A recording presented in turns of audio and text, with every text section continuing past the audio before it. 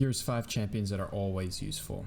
Now I like to call them evergreen champs because regardless of the meta or patch, these champs will always provide some sort of value to your team. Now this gives you a more consistent playstyle, which is probably going to lead to more LP gains for your future. Now in this video I'll be looking at a champion for each role, what makes that specific champion evergreen, and some honorable mentions for the role as well. Now having an evergreen champion in your pool is essential because it allows you to always have a champ that you can sort of fall back on. Now throughout my own rank journey as a Zoe one trick, I used to struggle a lot with specific items that got nerfed, which made Zoe weak, or tank metas which rendered Zoe pretty much useless. But through incorporating an evergreen champion into my pool, I got more consistent results, and that led to more climbing.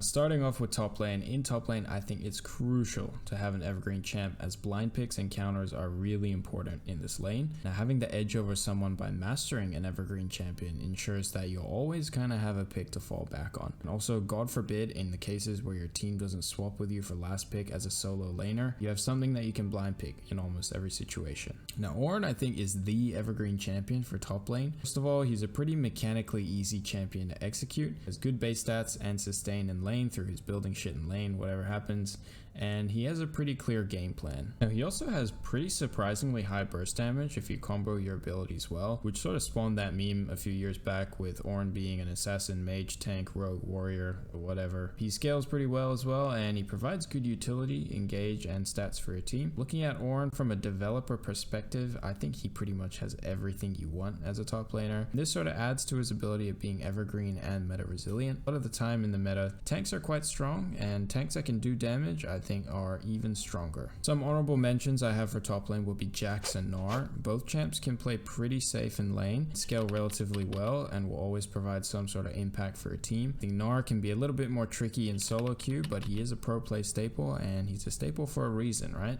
Same with Jax. I think Jax is a little bit more solo queue favored. He has great scaling and he's pretty flexible with items. Now into the jungle, we can't talk about an evergreen list without mentioning the bold monk himself, Lee Sin. I think Lee Sin is the epitome of evergreen. He has great mobility, good clear, good early damage, playmaking, and he's just really fun overall. You know, I remember when I did my stint in jungle, Lee was just a really fun champion, and I think his evergreenness comes from this playstyle. He's very versatile. You know, he has the ability to farm up if you want. You can also choose to Burma gank and get your lanes ahead. Either way, you'll always have an ability to play make late. Top of this, I think his ult can also be used to peel, and he weirdly has some sort of utility with his shield. I think Lee's general mobility as well is just annoying for enemies, and you can kill lots of time and provide value in that way. For similar reasons, I think Jarvan Viego, they fall into honorable mentions for the jungle, with a very mobile, have presence, and pretty game-changing ults or abilities. Now into the mid lane, I think the one champion we cannot miss is Ahri. I mean, she is just a perfect mid laner in all aspects. I mean, besides her being a little bit skill shot reliant, every aspect of her kit just screams evergreen, and she's a jack of all trades. She has mobility post 6, and even pre 6 you can kind of move around quite swiftly with W. Her laning is quite safe in that you can either choose to just farm up, or you can also look for aggressive all-ins if you know your limit. In mid game, you also have the option to side lane quite safely, and you also have your ult, and you can try and fish for picks too. Her only downside, I would say, is that she can be a little bit team reliant late game, in that you'll probably need your team to follow up after your charm, as your damage alone probably won't kill most champions, other than the really squishy ones. I think her playstyle like this, it sort of adds to her evergreenness. She's very flexible, very mobile, she's got a lot of tools in her kit, and this sort of adds to how she can be very evergreen. She's also hot, and she has a lot of skins, so you probably won't get bored in that sense. Lux and Orianna are my honorable mentions here. Both are always useful in that they provide pretty good CC and scaling. They're pretty meta resilient, and they have very flexible builds. I remember Orianna, you can go a magic pen build, you can also go Leandri's build. There's lots of options here. Same with Lux, you know, you can be an ulti spam bot, or you can also be spamming your CC. I haven't included assassins as they tend to be quite volatile in that when they're good, they're really amazing. But you know, with the whole freak season going on, assassins, they're looking pretty dog at the moment. And I think until damage gets buffed or tanks get nerfed a little bit, I don't think this is going to be happening anytime soon. ADC, you'll be looking at Ashe. I think ADC is a funny one because all ADCs kind of look to do the same thing, right?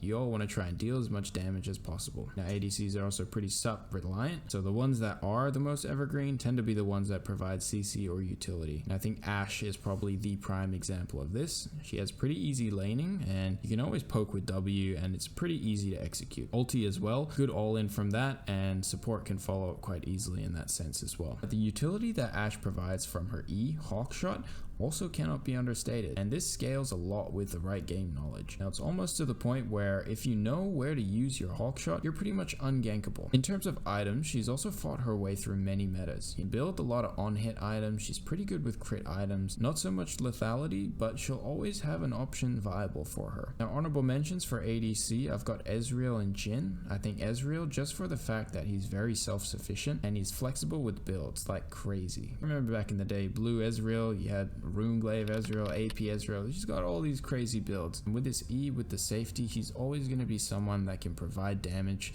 in a reliable way. Now Jin's a weird one because conventionally you'd think Jhin, you know, he's always sort of struggled with items, and when Gale Force was out he was strong, but then it got removed and this and that, but he just provides so much utility, and in that sense he's always going to be useful. His W, fishing for picks, the ulti, you can play pretty safely and deal good damage in that way as well, and the utility from traps is also kind of underrated, and so in that way I think Jhin and Ezreal are two great honorable mentions for ADC. Finally, for support, we're definitely looking at my boy Thresh. Now Thresh is a champion that provides a little bit of everything in the support role, and to add to this, he has a crazy high skill ceiling, so there's always something to improve on. You're never going to get bored playing him. Right now I'd say he's not in the best place he's been, but you can still pick him, and that just goes to prove how much of an evergreen champ he is. Picking him up, it's going to pay dividends because he's always useful. He's got his pick making, he's got good peeling. I think the only thing at the moment is that he just lacks a functional ult. Now otherwise, he has been consistently the king of support and a must-have in your pool. My honorable mentions here are going to be Leona and Lulu.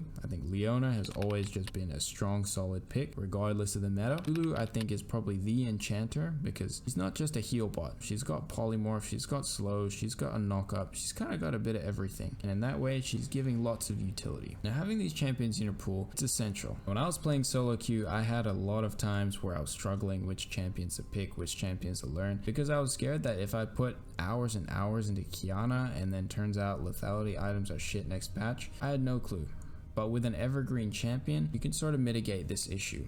Having an evergreen champ in your pool is essential. It's always going to give you that reassurance that the time you're putting in to learn that champion is sort of going to pay off a bit. And you're also going to feel a bit more safe going into solo queue because usually these evergreen champs are really good blind picks and they're good damage dealers and they're just good overall. And you know, with me, I have a lot more fun winning than I am losing. By incorporating an evergreen champ in your pool, I can always guarantee that you'll feel more comfortable to queue up as you'll have something to fall back on in the worst case. So let me know what you guys think. Do you think that there are any other evergreen champions that I've missed? If so, let me know in the comments, add it below. Otherwise, thank you for watching and I will see you next time.